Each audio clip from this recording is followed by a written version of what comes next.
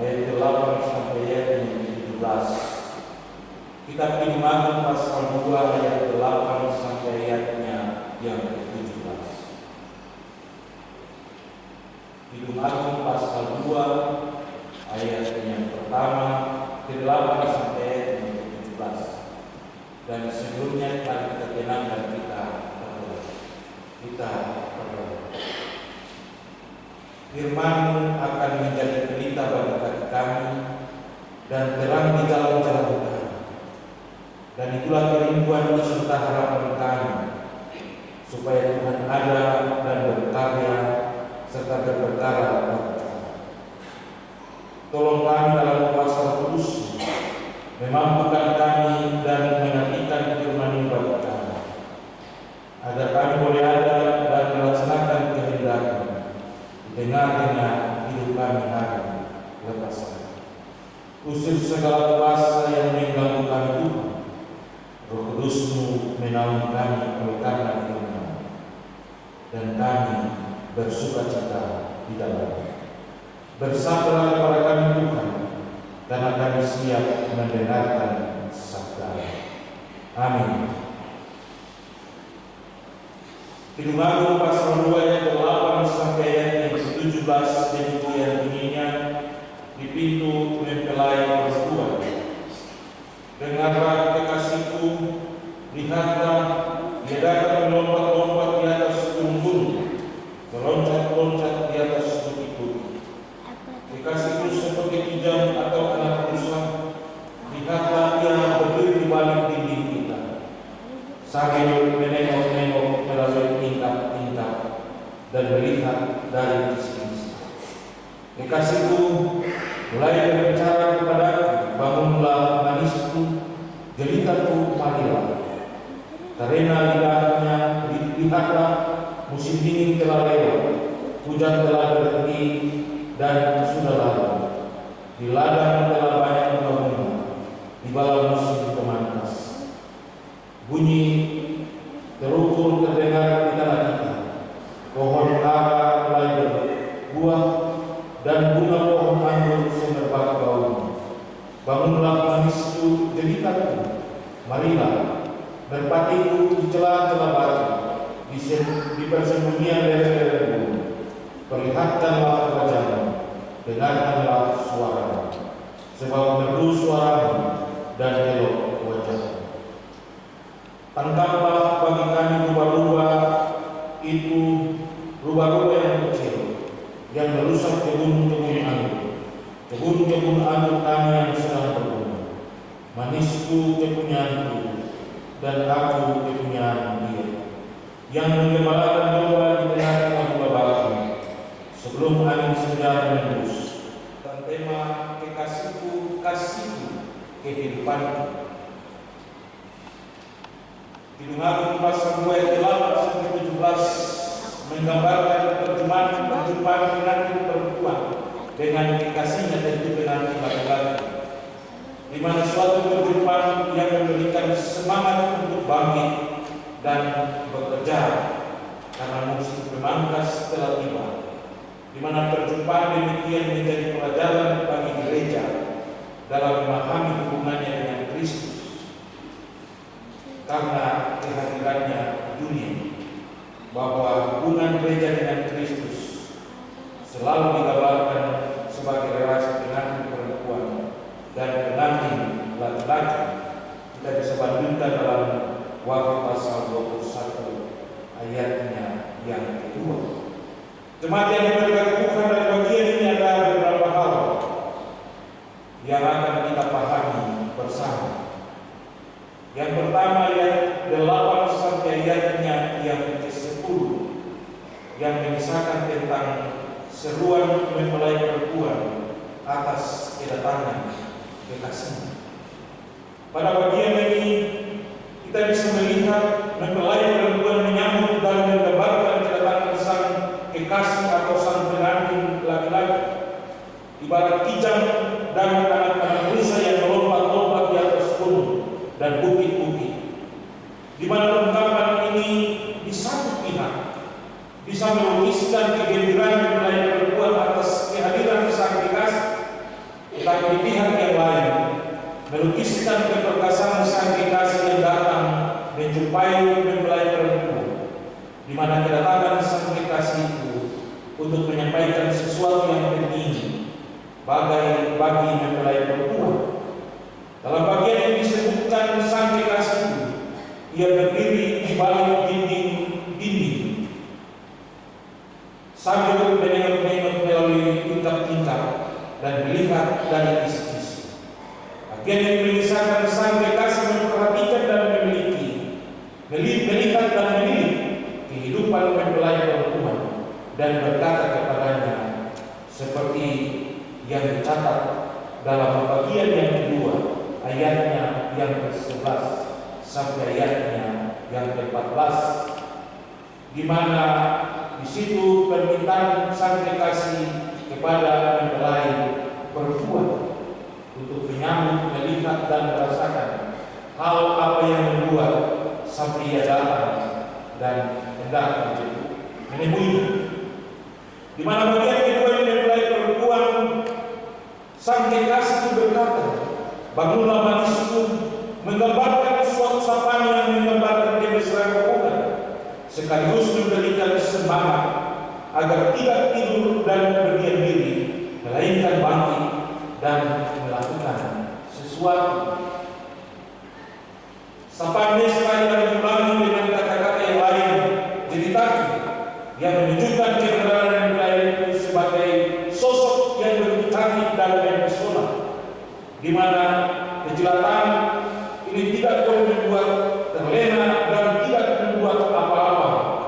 Sebaliknya harus ada sesuatu yang dilakukan karena alasan tertentu. Mari kita perhatikan alasan yang disampaikan sang kekasih.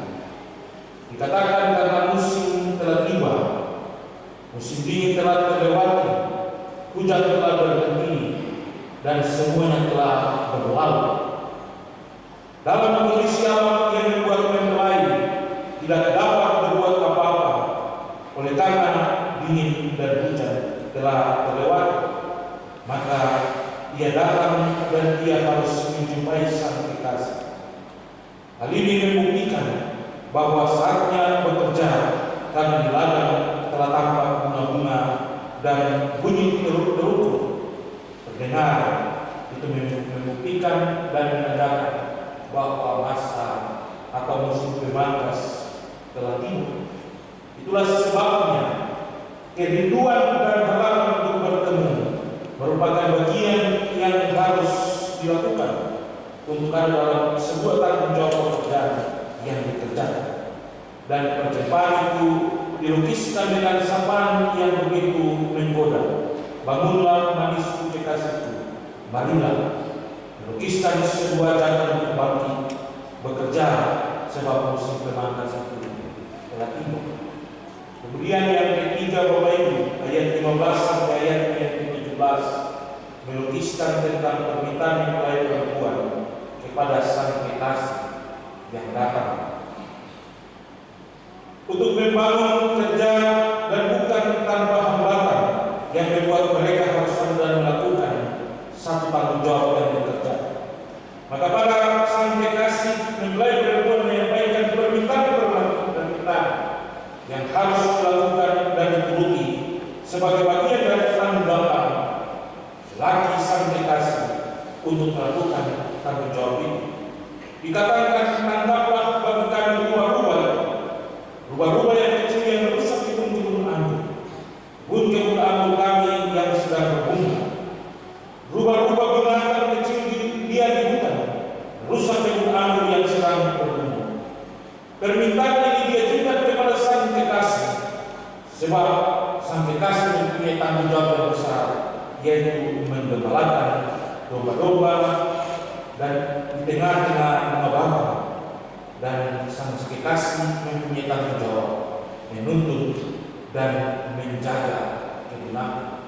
Di satu sisi, sang kekasih juga mempunyai tanggung jawab untuk menjaga dan membuat sang kekasih, sang mempelai perempuan ada dalam perlindungan yang harus dilakukan.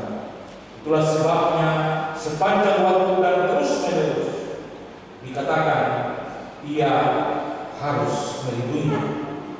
Sebab angin, senjata hembus dan banyak-banyak akan menghilang.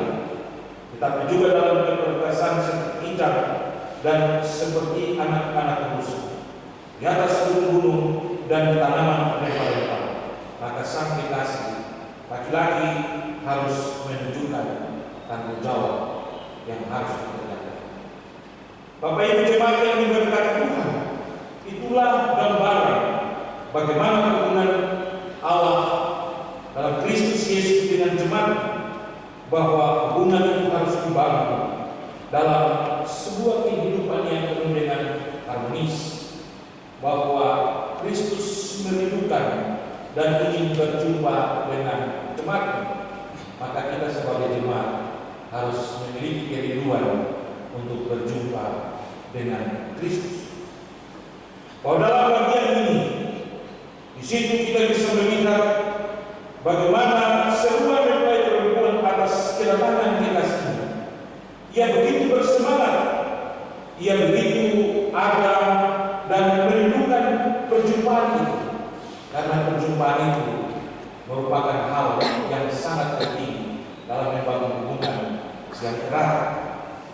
Bahkan sapaan-sapaan yang membangkitkan semangat itu menunjukkan bagaimana kita membangun keterikatan dan sapaan yang mesra antara kita dengan Tuhan. Kalau tadi kita baca hukum Tuhan, ada satu bagian yang bilang jangan menyebut nama Tuhan Allah dengan sembarangan, sebab Tuhan tak memandang orang yang menyebut namanya dengan sembarangan.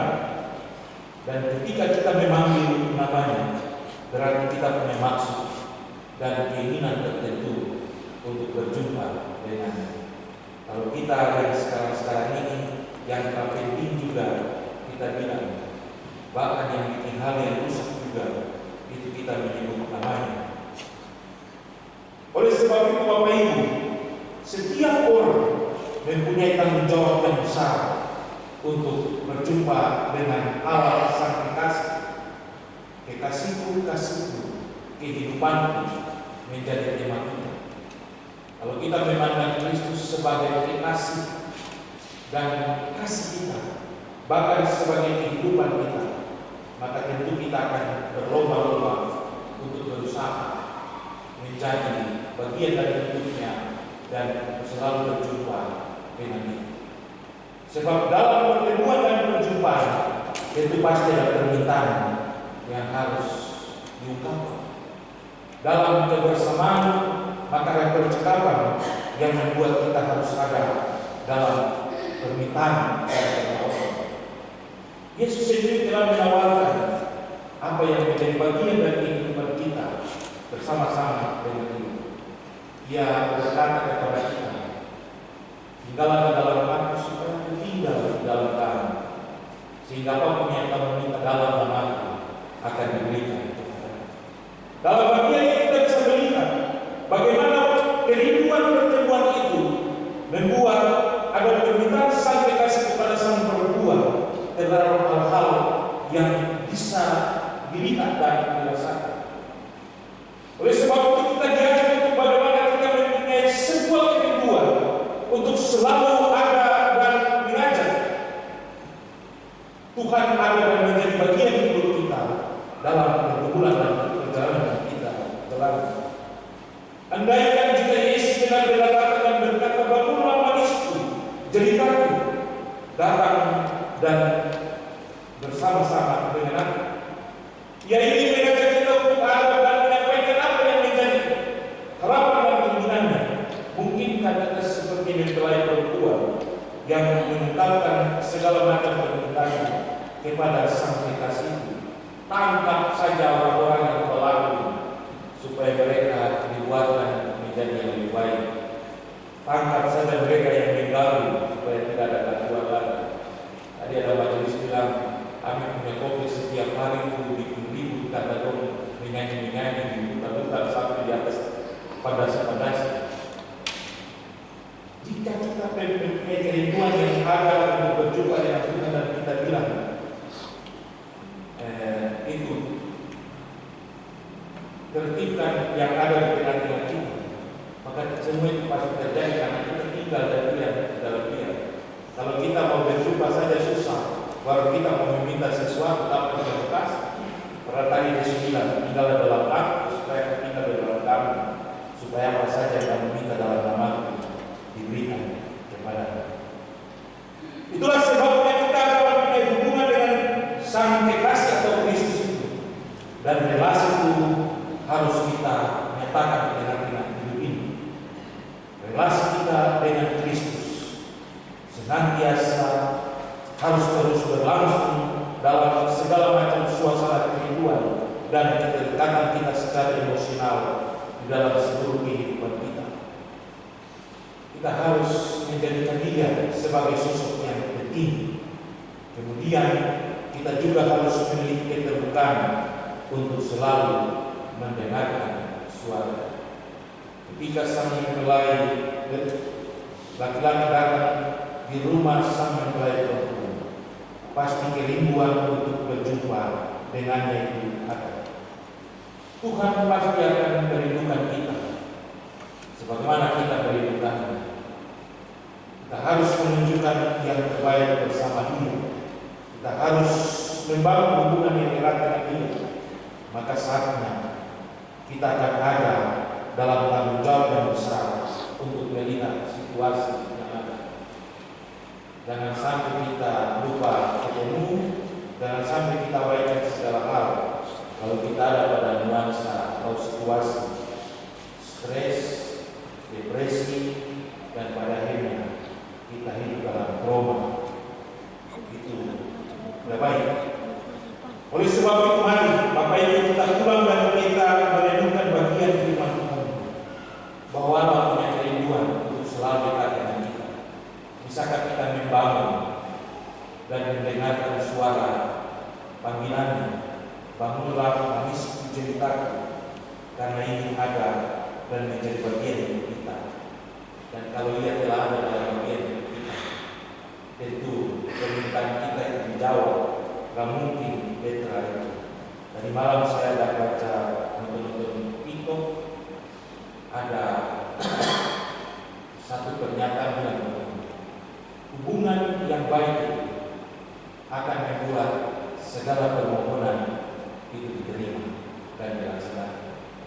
Yang mungkin saya terkenal Bapak Ibu sudah minta itu kasih enak-enak, tapi karena ada hubungan dan saling kenal, maka permintaan itu bisa diberikan. Tidak mungkin Tuhan kasih kalau dia tidak kenal kita, tapi kalau dia kenal kita, dia pasti beri apa yang menjadi kebutuhan dan keinginan kita. Jadikanlah Tuhan sebagai kekasih dan kehidupan kita, supaya kita terus diberkati oleh Amin.